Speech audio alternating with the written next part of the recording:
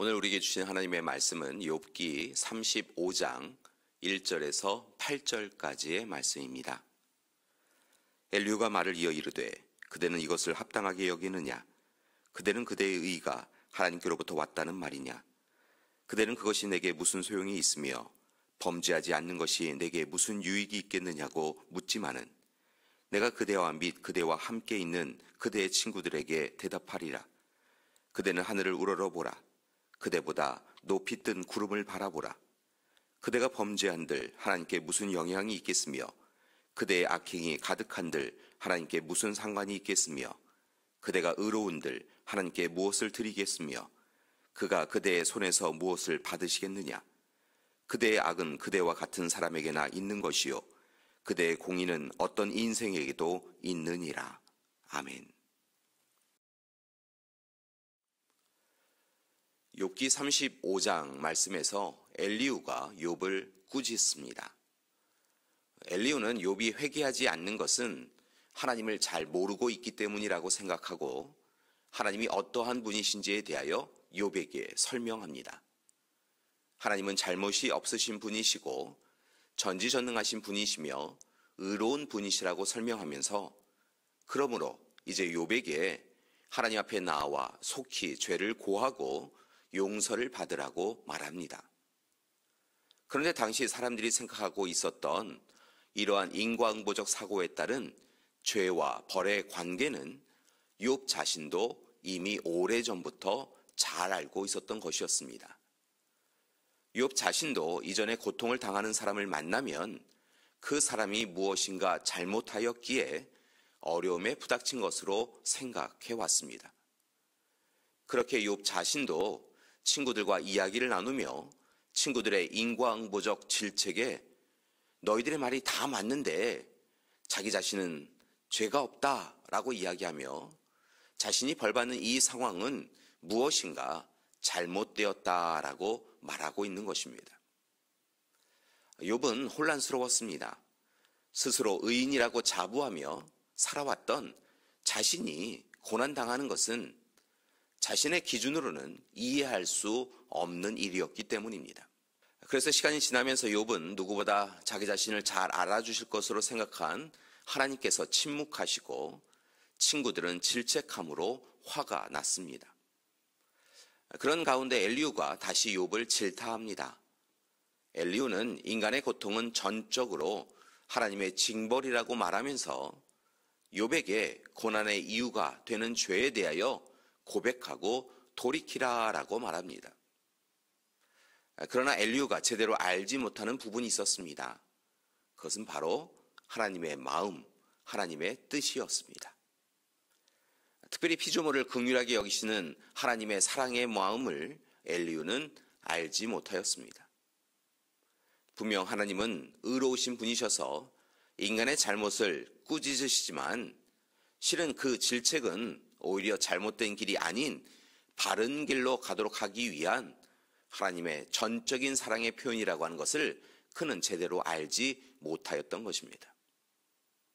즉 하나님은 분명 우리의 삶을 살피시고 판단하시고 때로는 정죄하시는 심판의 하나님이시지만 또한 하나님은 우리의 형편과 상황을 누구보다 잘 아시고 우리의 마음을 헤아리셔서 우리를 도우시는 사랑과 자비와 긍휼의 하나님이시라는 것입니다. 감사한 것은 하나님은 우리에게 꾸짖음보다는 은혜를 베풀기 좋아하시는 분이십니다. 교회 여러분, 만약 하나님이 우리의 죄를 따져보시겠다라고 한다면 누가 의로울 수 있겠습니까? 감사하게도 하나님은 우리를 용서해 주기 기뻐하시는 하나님이십니다. 하나님은 자신의 마음에 합당하지 않아도 있는 그대로의 백성들을 바라보시며 돌보아 주십니다. 무례하고 악한 이들도 귀히 여기시고 돌보아 주십니다. 이처럼 하나님은 각 사람의 형편에 맞게 그대로 사랑해 주시는 분이십니다. 탕자를 기다려 주시고 길 잃은 양을 찾으러 오시는 분이십니다. 무엇보다 하나님은 멀리서 우리의 삶을 조정하시는 것이 아니라 우리의 삶 가운데로 개입해 오시고 돌보아 주십니다. 따라서 교회 여러분, 바라기는 이제 더욱 온전히 하나님을 의지하고 의뢰하며 살아가기 원합니다. 그리고 하나님께서 우리가 마땅히 사랑할 만한 존재라서 사랑하는 것이 아니라 무조건적인 사랑, 그럼에도 사랑해 주신 것에 감사하며 이제 더욱 하나님을 힘써서 사랑해야 될 줄 믿습니다. 하나님이 우리의 하나님이시기에 사랑하고 경외해야 합니다. 그리고 우리 삶의 모든 주권이 하나님께 있음을 고백해야 합니다. 또한 형편과 상황과 상관없이 하나님 앞에서 감사하며 은혜를 구해야 합니다. 왜냐하면 우리는 자신의 독생자이신 예수님을 십자가에 내어주신 하나님의 사랑으로 구원받고 영원한 생명을 누릴 수 있기 때문입니다. 교회 여러분, 욥기를 읽으며 우리에게 하나님이 주시는 삶의 지혜가 있기 원합니다. 이제 앞으로 우리 삶의 모든 권한이 하나님께 있음을 고백하고 겸손히 하나님의 은혜를 구하며 하나님의 도우심을 확신하며 살기 원합니다. 그때 하나님께서 저와 여러분을, 우리를 도와주실 것입니다. 욥이 어려움을 홀로 겪도록 하지 아니하시고 욥과 함께 하신 하나님께서 오늘 이 시간도 우리와 함께 해주시고 큰 은혜로 도와주실 것입니다. 지켜주시고 이끌어 주실 것입니다.